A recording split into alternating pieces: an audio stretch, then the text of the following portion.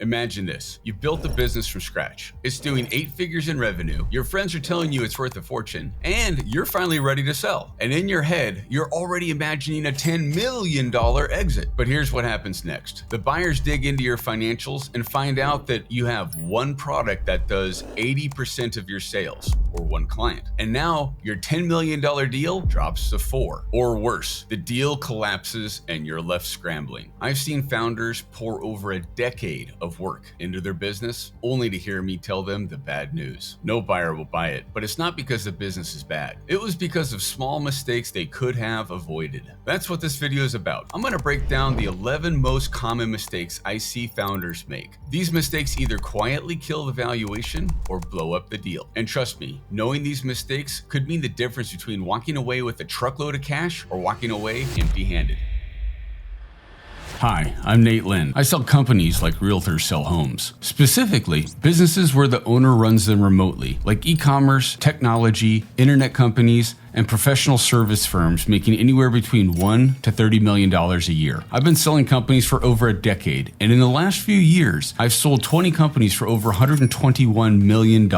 If your business has strong cash flow and a buyer can run the business from any location, chances are I already know someone who wants to buy it. In fact, if that's the case, I guarantee I can bring you 30 serious buyers and get you an LOI in less than 4 months.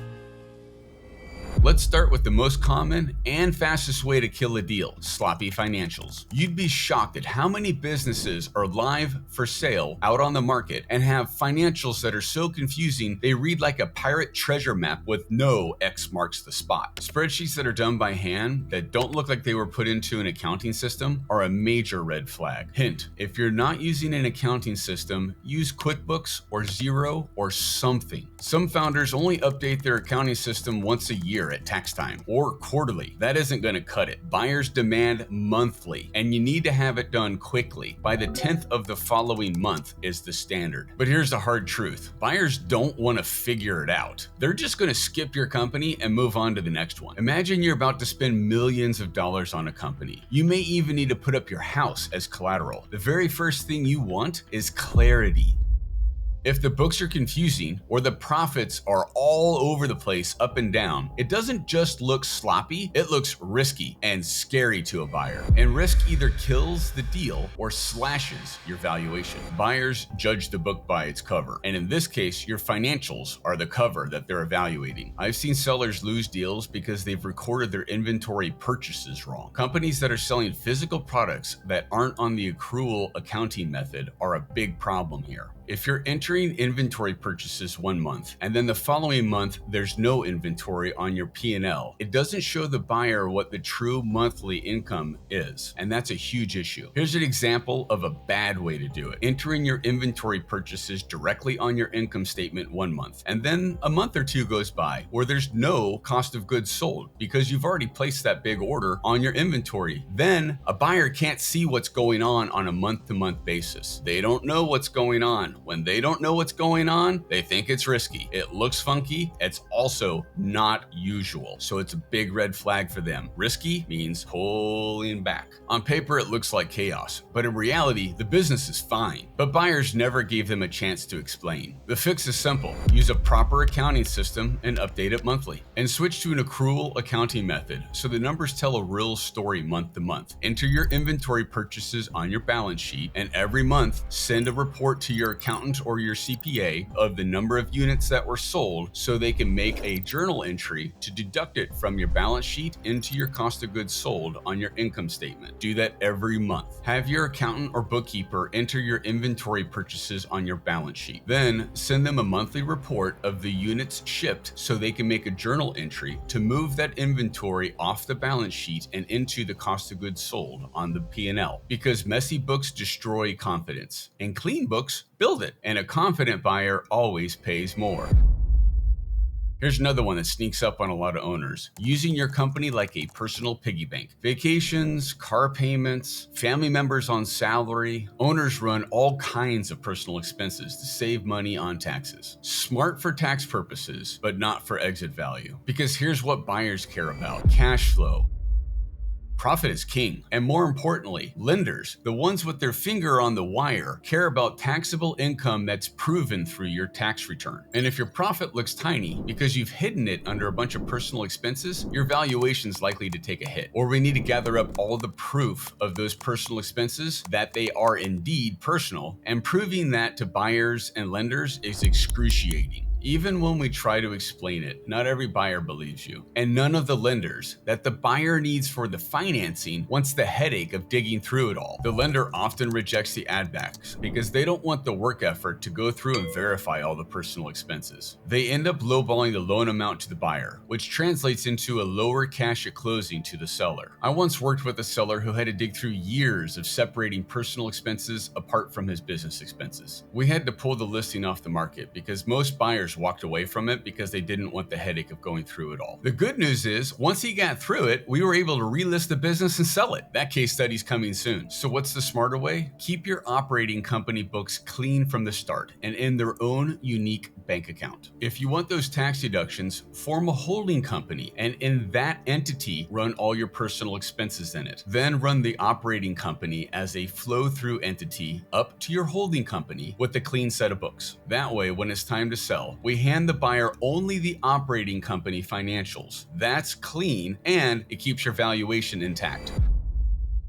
Mistake number 3, slowing down when you decide to sell. And look, I get it. The sales process is exciting and it's easy to get distracted, but only if you let it. I have some clients that let me do my job and don't micromanage the process. I'll manage all the negotiations, handle the buyers, work with the lenders, and quarterback the due diligence process. On the other hand, I've had clients that text me every day asking for updates. They seem to be more busy micromanaging me and the process than running their business and growing sales. Some sellers let their marketing slide or delay new initiatives. But here's the thing, buyers and lenders are watching your momentum. When the sales slow down, you can bet the buyer's gonna want to retrade the deal for a lower price. I've seen it countless times. A seller stopped being creative with their marketing and then profits started to dip. The buyer saw the decline and got worried that this was a new trend that they were going to inherit. And the lender gets spooked. Within weeks, the deal collapsed. That's how fragile this process is. Buyers aren't just paying for your past, they're paying for the future too. If they see the business slowing, they're going to assume the business is struggling. They don't accept the story, I'm waiting for the sale to go through so the buyer can inherit the new sales and innovation. What they see is the business can't run without the seller's active involvement and full-time effort. The buyer is thinking, if they can't delegate it and be involved part-time during the sales process, how in the world am I going to grow this thing after they're gone? So what's the fix? Keep pushing, keep advertising spending, keep rolling out new products and services, keep the growth up. Deals don't close on the hope of next year's numbers. They close on the track record of the most recent 12 months, and the most recent 3 months are critical.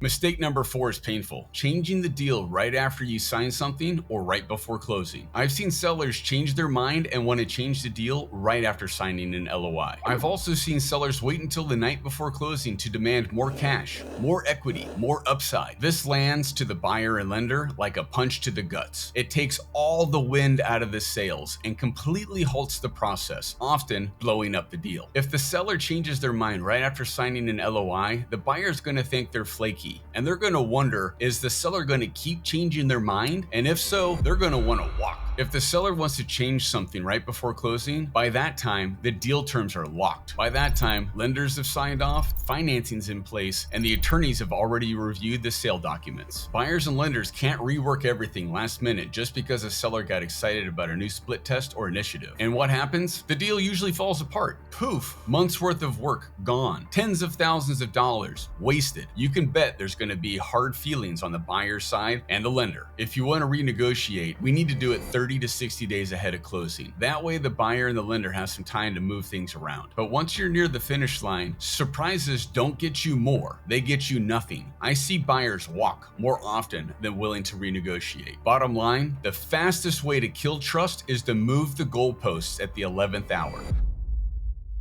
Now here's a mistake most owners don't even think about: their own attitude. You can have strong cash flow and an excellent business, but if you're a nightmare to work with, buyers are going to walk. I had a client once in the auto parts business, a good old boy. He was constantly blowing up, cussing at his accountant, bad-mouthing people, and making the process miserable. In million-dollar deal land, people want to work with others that they like. Nobody wanted to invest millions into a business where the seller comes off like a jerk. Eventually, I fired him as a client. If he was willing to badmouth his accountant behind his back, I suspect he was going to do the same thing to me. And then there are the kooky cases. I've seen sellers go off on conspiracy rants during calls. Even strong businesses become unsellable because the buyer knows they have to work with the seller at least for a little while. And if they don't like them, they're not going to want to do that. Remember, buyers aren't just buying numbers. They're buying confidence in a smooth transition. It's a little like dating. If you're combative, volatile, or excessively negative, the buyer isn't going to want to be with you. So the fix is simple. Stay professional, be collaborative.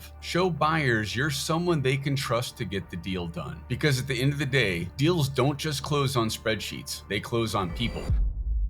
Mistake number 6 is a quiet one that kills more deals than you would think: unrealistic expectations. It usually looks like this. The founder thinks their business is God's gift to the world. Maybe they've hit a good bit of growth. Maybe a friend told them, "You could sell this for 10x. Suddenly, they think their business is worth double or triple what the market actually pays. But here's the problem. Most advice coming from others is not based in real market comparable data. And what's worse, I've seen and heard people make outrageous claims about what their exit was just so they look good, or people that elaborate on their sale price or multiples in masterminds and communities, which circulates unrealistic expectations wide and far. By the time the seller talks to me, they get distraught because I give them the truth, and it's not a crazy high number that somebody told them in a mastermind. I don't believe in smoke and mirrors. I'm a man of honesty and transparency. There are even brokers out there that hype up the business prices just to get listings because they're desperate. That's not me. A mentor once taught me not to waste other people's time and to honor my own. Buyers aren't basing offers on mythical or unicorn status sales. They're basing it on cold hard data, profit, growth, and assessing that versus risk. They're also comparing your business to what other businesses are selling for. When your number is way above reality, I won't list it because serious buyers won't make offers. They'll ghost you and me. It erodes my reputation and credibility because I list sellable businesses and I make deals happen. I maximize exits, and my buyers are happy to pay those higher prices because the businesses have lower risk and very high potential. They don't want to waste time arguing you back down to earth, and neither do I. The fix: stay grounded, listen to your broker, listen to your appraiser, and listen to the market feedback. A great deal today is worth far more than a 10x deal that never really happens. Because here's the bottom line: buyers pay for reality, not fantasy.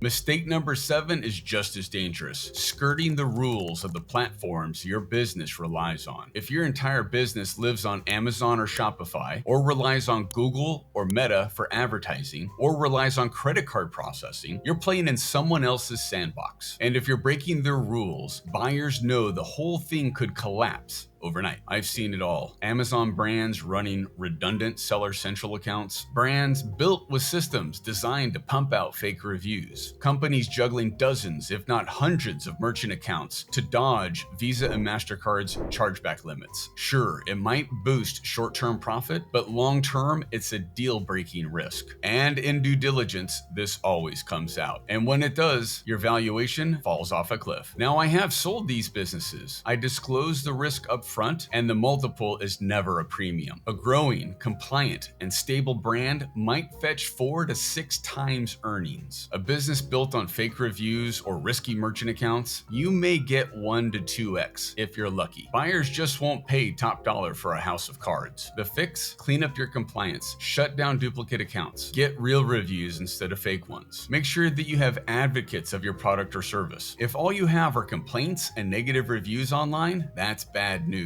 Buyers are paying for durability, not clever hacks. Because if your business only works because you're gaming the system, buyers definitely won't trust it, and they sure won't pay a premium for it. Mistake number 8 sure isn't exciting, but it kills deals all the time: not planning for taxes. Here's how it usually plays out. Let's say a founder gets a deal, $10 million.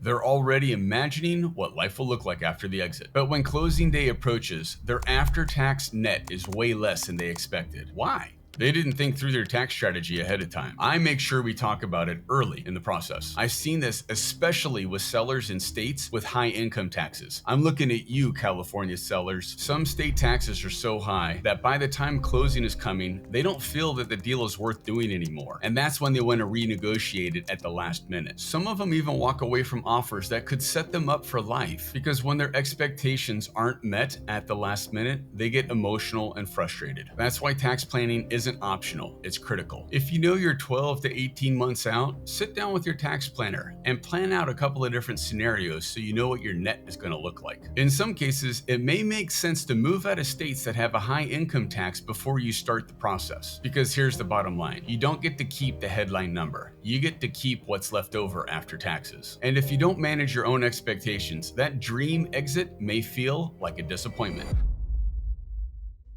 Mistake number 9 is one that breaks my heart: waiting for the perfect deal. Here's how it happens. A founder gets a great offer, strong multiple, solid buyer, clean terms. But instead of taking it, they say, maybe I can get a little bit more. And sometimes they pass up on life-changing money, chasing fantasy. I'll give you a real example. One of my clients was making $3 million a year over the previous 12 months in profit. We got an offer at 4x profit for $12 million.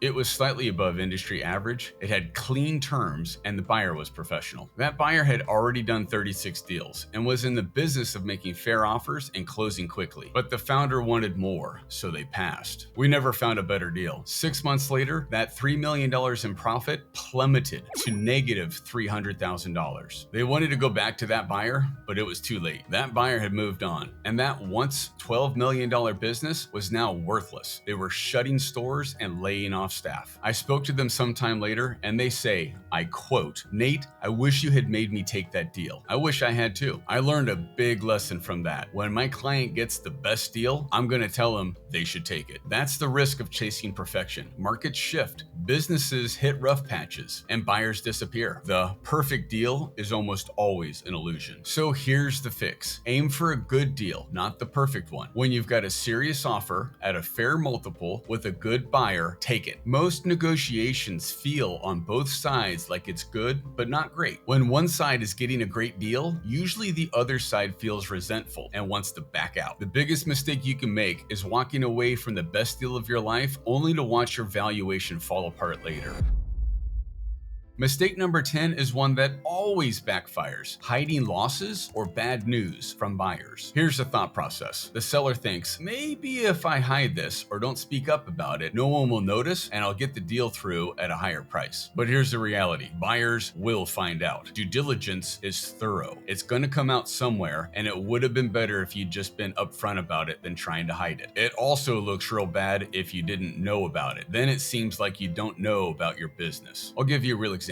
One of my sellers had $300,000 due to them from a client of theirs that was going bankrupt. The money was never coming in, and instead of writing it off, they left it on the books and never disclosed it. And the deal. During due diligence, the buyer spotted it, and miraculously, they didn't kill the deal, but they did ask to adjust the deal by the $300,000. But the seller refused to negotiate or even compromise, and the deal collapsed. Not too long after, their business started trending downwards and became unsellable. And that's the danger of hiding bad news. Even if it doesn't kill the deal immediately, it erodes trust. And once trust is gone, usually the buyer walks away. If they don't, they're going to hammer your valuation into the ground to make you pay. So here's the fix. Just disclose issues early. Be transparent about losses, write-offs, and anything material. Buyers don't expect perfection, but they do expect honesty. And being upfront builds credibility, which is worth far more than a padded P&L. Because in M&A, bad news doesn't kill deals. Surprises do.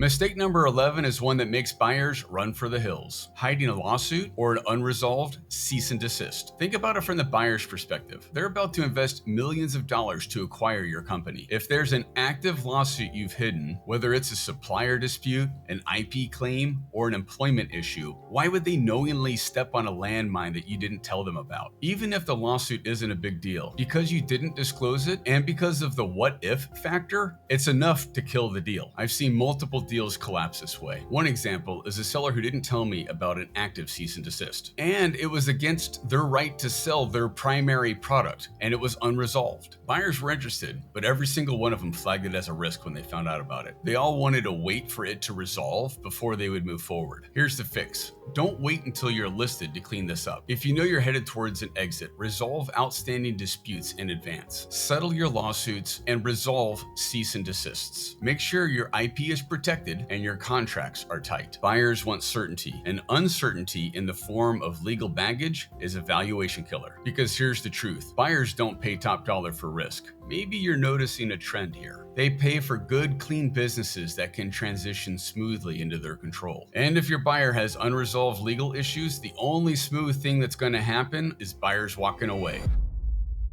So there you have it. 11 mistakes that can quietly kill your business sale or gut your valuation. And the tough part is every one of these stories came from real deals that should have closed. They weren't bad businesses. They were solid companies that could have closed but didn't because the owner didn't see the landmines in front of them, or they didn't tell me about it, so I couldn't navigate the issue with them, the buyer, and the lender. The good news? Now you do. You know the mistakes. You know the warning signs. And if you start fixing them today, you'll be miles ahead of the average seller when it's your turn to exit. Because selling your business isn't about chasing perfection. It's about preparation. It's about keeping your books clean, staying professional, being realistic, and running your business like it's built to last. Do that and buyers won't see red flags. They'll see opportunity. And that's what gets you a life-changing deal. And here's my advice: don't wait until you're listing the business for sale to get this right. By then it's too late. Start now. If you want help preparing, that's exactly what I do. I work with founders to spot red flags early. I package businesses the way buyers expect. I create real competition so you don't leave millions behind. So whether you're 12 months out or 3, reach out to me. Even one conversation could save you from making a mistake that kills a deal.